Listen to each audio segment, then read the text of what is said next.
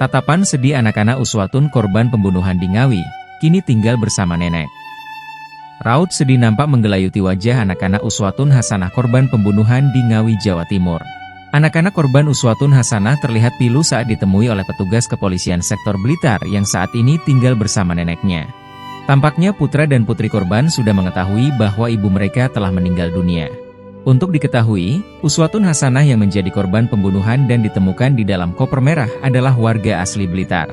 Karenanya, guna menyampaikan empati ke keluarga korban, Kapolres Blitar AKBP Arif Fazlur Rahman dan jajarannya menyambangi kediaman mendiang Uswatun. Tiba di Desa Sidodadi, Kecamatan Garung, Kabupaten Blitar, Kapolres Blitar disambut ayah korban dan keluarga besarnya. Terlihat di momen pertemuan itu, dua anak korban yakni laki-laki dan perempuan ikut menyambut kedatangan sang Kapolres. Anak pertama korban yakni laki-laki 10 tahun sempat bengong saat dikerubungi oleh petugas kepolisian. Sadar anak-anak korban merasakan kepiluan, Kapolres pun langsung menenangkannya. Tampak anak kedua korban yakni perempuan 7 tahun menampakkan wajah bingung saat ditanyai polisi. Meski begitu, raut anak-anak korban sedikit ceria saat dibawakan hadiah berupa tas dan peralatan sekolah. Sementara anak-anak korban masih berduka atas kematian sang ibu, adik Uswatun Hasanah juga mengurai kesedihan yang sama.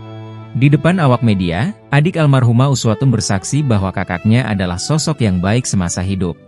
Bahkan adik korban masih ingat betul dengan kebaikan mendiang yang selalu membantu dirinya dari segi finansial.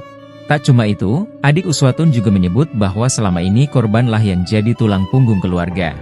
Adik korban pun bercerita kalau kehidupannya sejak kecil dibiayai oleh Uswatun tanpa pamrih. Karenanya saat mengetahui sang kakak dibunuh dengan cara yang teramat sadis, adik Uswatun pun mengalami kesedihan mendalam. Seperti diketahui, Uswatun Hasanah dibunuh dengan cara keji di sebuah hotel oleh teman prianya bernama Rohmat Trihartanto. Terkait motif pembunuhan, pihak kepolisian baru-baru ini mengurai fakta mengejutkan. Pelaku sakit hati dan cemburu karena diketahui korban pernah memasukkan laki-laki lain ke dalam kos korban. Tersangka di sekitaran kosan korban mengaku sebagai suami siri korban, pungkas di Reskrimum Polda Jatim, Kombes Pol Farman. Motif kedua adalah karena pelaku menyimpan dendam kepada korban. Pelaku murka anaknya pernah didoakan yang jelek oleh korban.